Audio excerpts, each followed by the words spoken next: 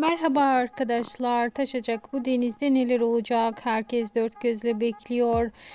Yeni bölümde bizleri heyecan dolu bir bölüm bekliyor. Taşacak bu denizin özel kamera arkası görüntüleri de bugün paylaşıldı. Herkes Esmen'i arayacak. Esme yaylaya gidecek. Peşinden ise Adil gidecek.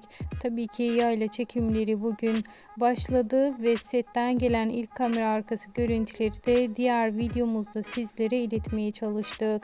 Eğer devamını görmek istiyorsanız yorum kısmında yazabilirsiniz. Hemen sizlere geri dönüş yapacağım. Şimdilik ise benden bu kadar arkadaşlar. Hoşça kalın.